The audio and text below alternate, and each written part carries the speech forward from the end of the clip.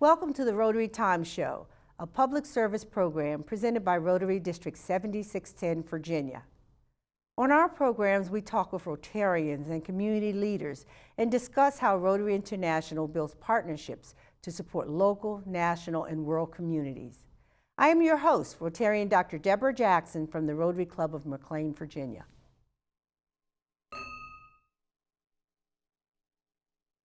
Honduras Compassion Partners, HCP, is a 501c3 nonprofit organization established in 2013 with the mission of helping the poor and underprivileged of Honduras, help them become self-sufficient. They serve to change hearts and lives by partnering with the people of La Paz, Honduras, to achieve self-sufficiency, healthy living, and dignity through providing clean water, safe housing, and education. Joining me remotely is Rotarian Jeremy Robinson, who is one of the co-founders of HCP and president.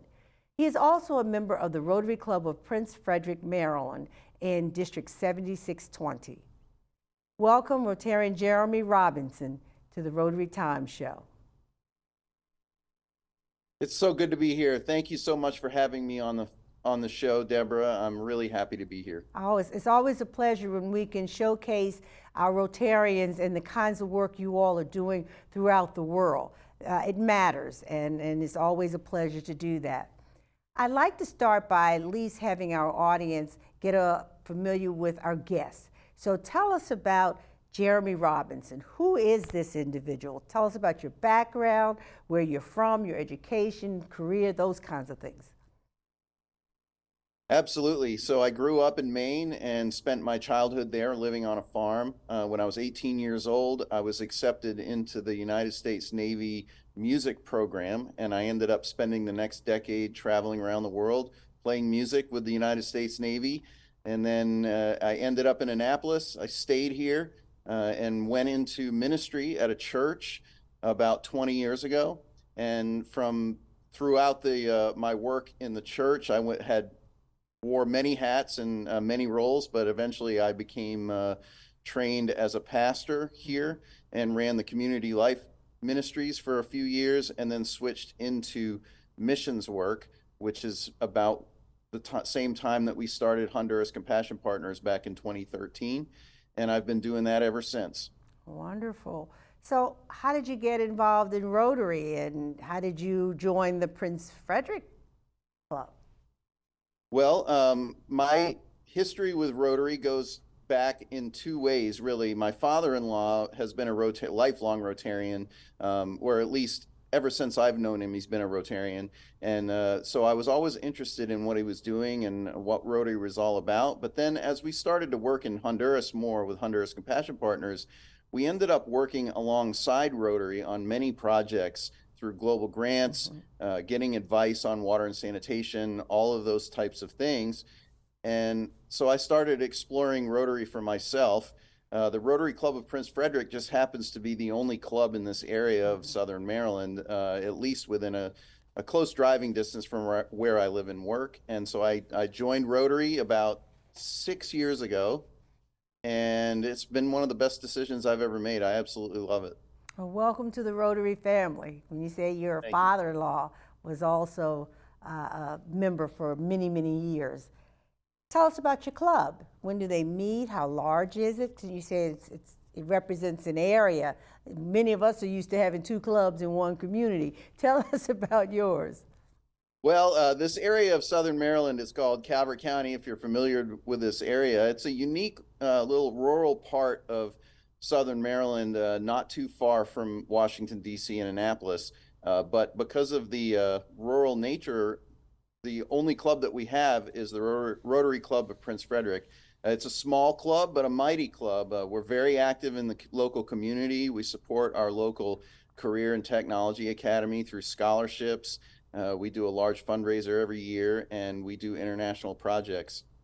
Wonderful, great. Well, now tell us, what is Honduras Compassion Partners?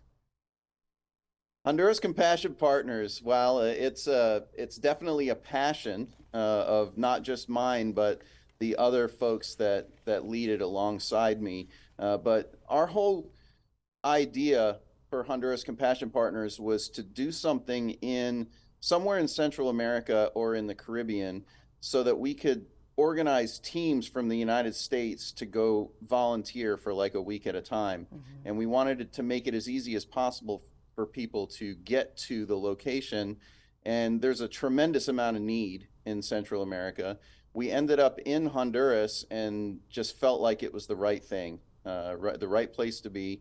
And we were not really interested in what we call pins on a map mission all around the world. Instead, we wanted to go somewhere where we could grow roots and really have a lasting impact in a community. And so we work alongside people in extreme poverty. We're talking about people that live in conditions that unfortunately around the world are not uncommon, but it's definitely different than what we're used to here in the United States, without clean water, without the ability to finish an education, um, without safe housing.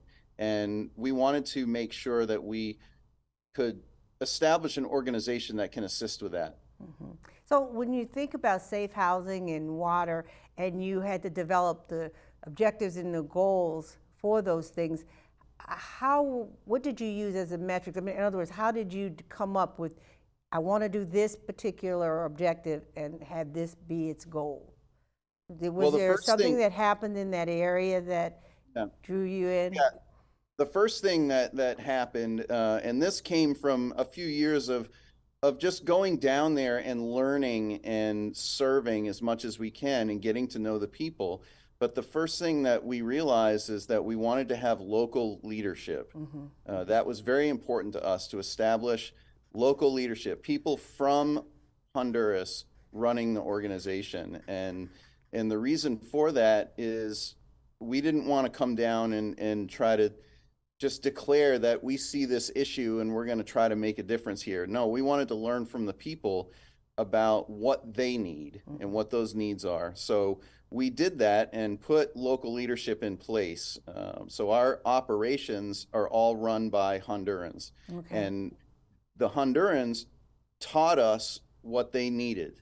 Okay. And then we were able to use resources that we had access to start to solve some of these challenges for them instead of, well, not for them, but to basically equip them and walk beside them as they solve their own issues. And Hmm. we are Hmm. like a guide. Hmm. So we've learned about the water and sanitation need, the educational needs, the housing needs from the people themselves. From themselves. Let me ask you this.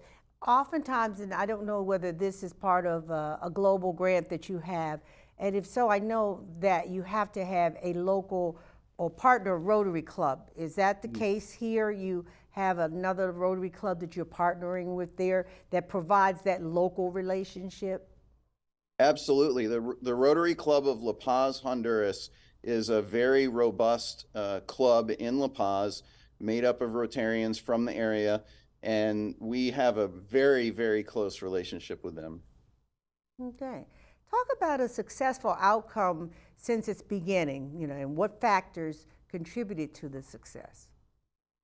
Well, our mission is to transform the city of La Paz. Mhm. It's that simple. And the city of La Paz is about 50,000 people. And within that city, it's a small city, a couple of miles by a couple of miles.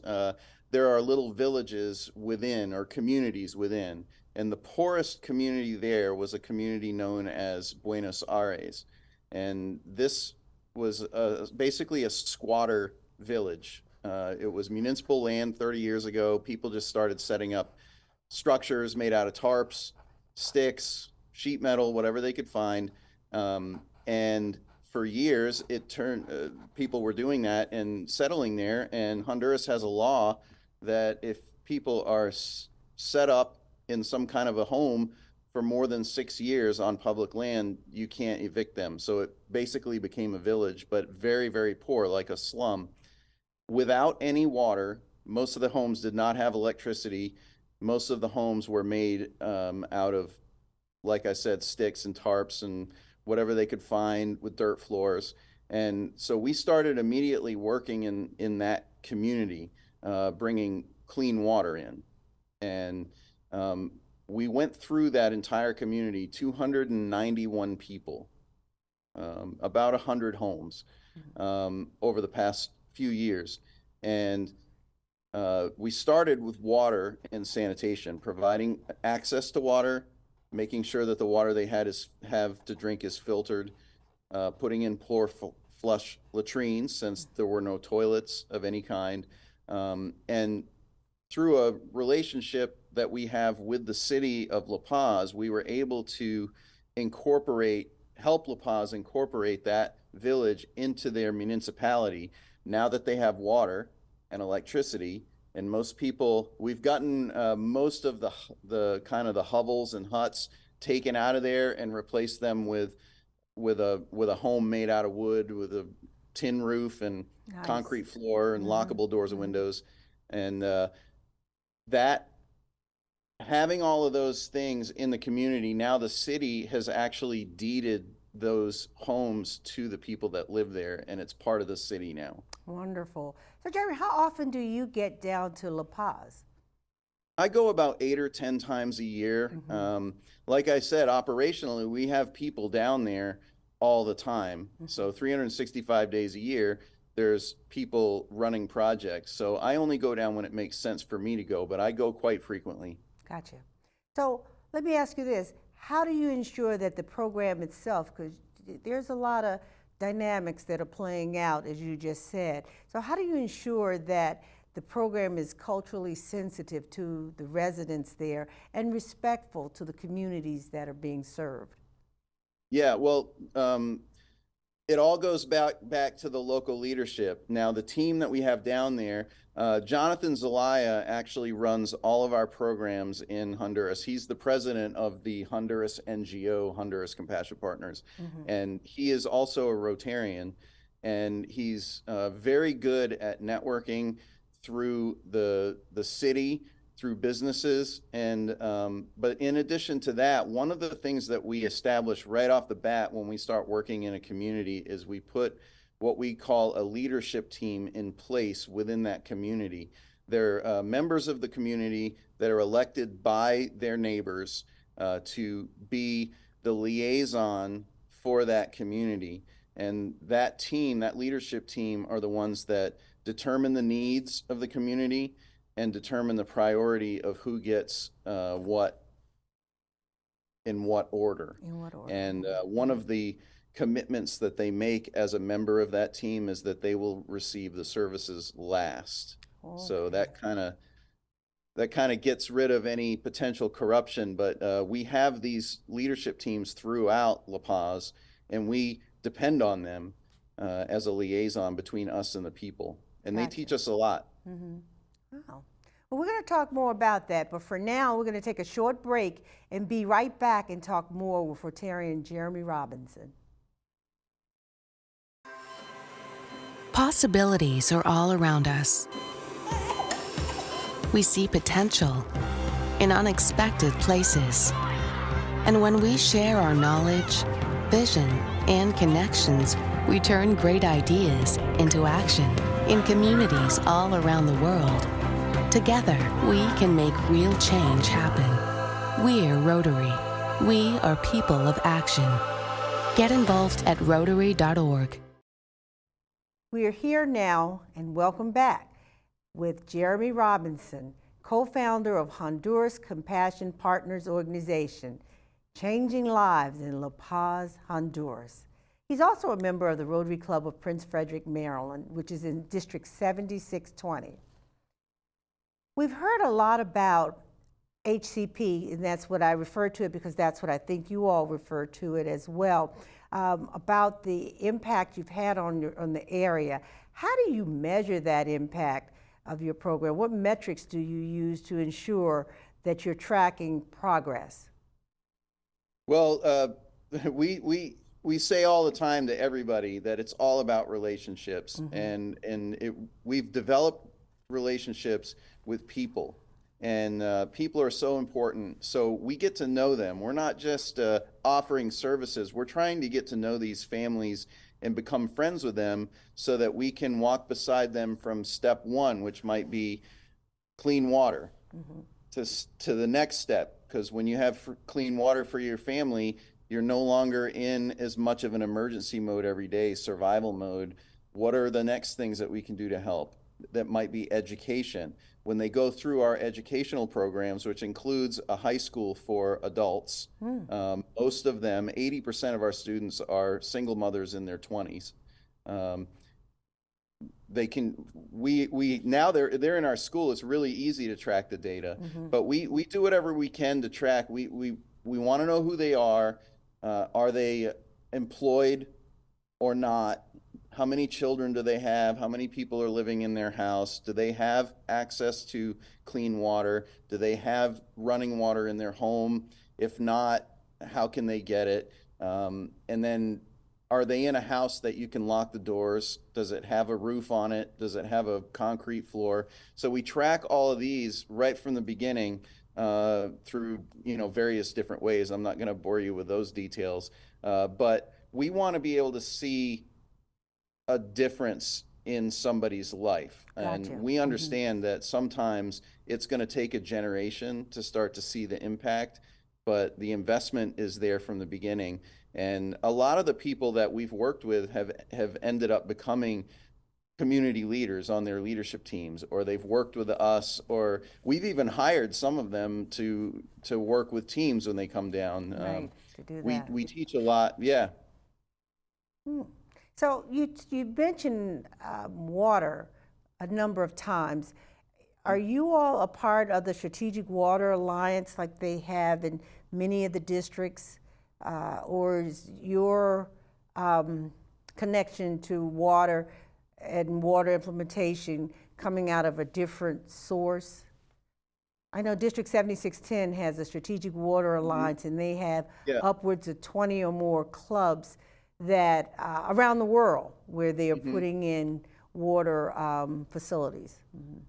We're not a part of that network. However, we have used Rotary as a tremendous resource for water and sanitation in many ways.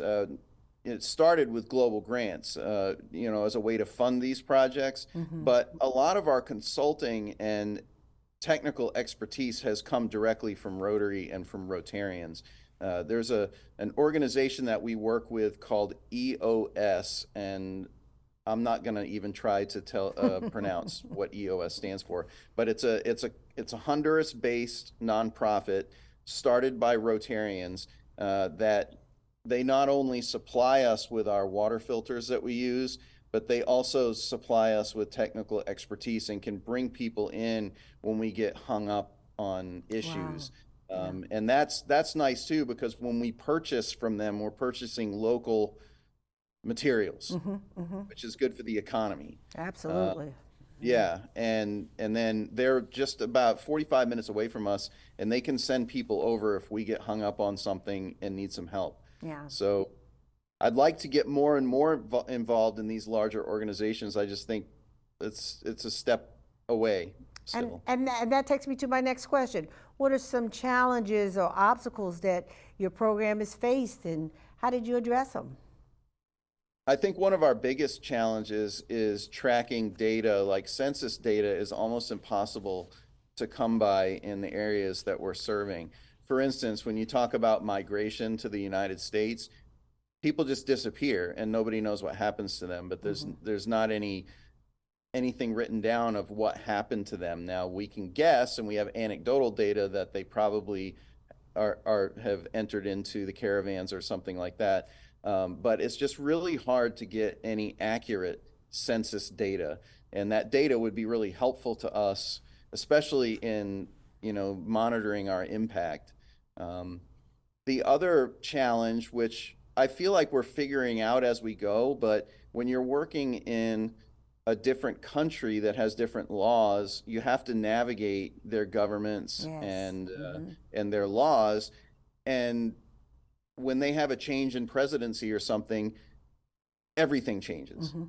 All the people that we've built relationships with are gone, and there's a new set of people.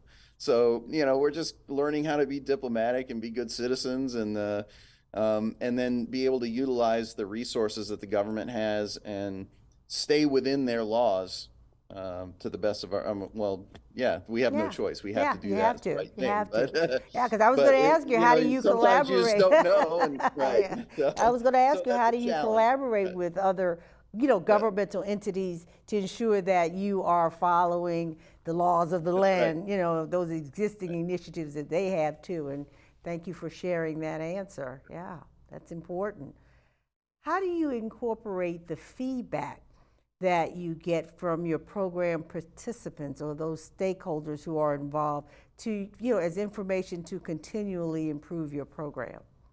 We absolutely rely on that feedback. When we are working with a family, again, we're not trying to go in and change anything or fix anything. What we're trying to do is walk beside them as a guide and help them go to the next step so that they can be self-sufficient. And so we absolutely need the feedback that they give us, and we're constantly asking questions, is this working? Is there some things that we could be doing better, to the people that we work with? And also the volunteers that come down here and serve. We're always asking for feedback on just about everything we do. That you do. How do you select your volunteers? There's some specific criteria or qualifications one needs to have to come work in your program? The only qualification that you need is a willingness to go serve somebody besides yourself, Okay. and be willing to come down. When we bring teams of volunteers in, there's no prerequisite for any type of skills. We have people here that if you can follow instructions, you're going to do great. And we're really just looking for people that share the same value of service above self. Rotarians are great when they come down, because they come with that already. But we have a lot of church teams and corporate teams. Businesses will send people from their company to come down and serve. We had a team from American Airlines a couple of weeks ago, built a playground in La Paz. Wow. That was great. Yeah. We also do firefighter teams, because we work with the local fire department on training. We send equipment, fire engines, things like that, to help out the whole country, not just La Paz. Yes. So how do you ensure that the program is sustainable and has that long-term impact that you so desire? Well, I mean, we're there for the long haul, and Honduras Compassion Partners in La Paz they're all Honduran people running it. So we're not planning to pick up and move anywhere else. It's just our services are going to be available for the long haul. But that being said, when we work with people to move towards self-sufficiency, the whole idea is that they're going to be able to start to give back in their own community in the future. And we're seeing that happen. And to me, that when a community starts taking care of itself, that is a sign of sustainability right there. Absolutely, absolutely. But we're going to be there for a long time. There's a lot of need. Time. Give me a funny story real quick about maybe one of your trips. Oh gosh, there are so many. Well, give me a short one. One. Okay, let's see. Well, I was down 2 weeks ago with a team of Rotarians from Annapolis, working on they built a house for a family and did some water and sanitation projects, and we gave very specific instructions not to leave your shoes on the porch overnight. Okay, I can see where this is headed. So the next morning, one of our Rotarians went outside, had left their shoes overnight, put their foot in, and there was a guest inside the sneaker. And so we got a good laugh out of that once everything was okay. Once we realized everything was okay, and it's like, we did tell you not to do that. So, but you just got to watch it. It's Central America. There are critters down there. So. Yeah. Jeremy, it's been my pleasure having you on the show and learning more about your program. I'm so excited, and hopefully you'll come back and even share even more a little bit later, as you move to your next level. But can you, if you could give a one-sentence suggestion to a Rotarian wishing to start a mission program, what would you say in one sentence? I would say don't try to reinvent the wheel. Look for something in someone that's already doing something and just get involved helping them make that happen. Absolutely, and thank you. And thank you for saying yes to the ask to be here to share your program, and we look forward to you coming back. It was my pleasure. Thank you so much, Deborah. Absolutely. Funding for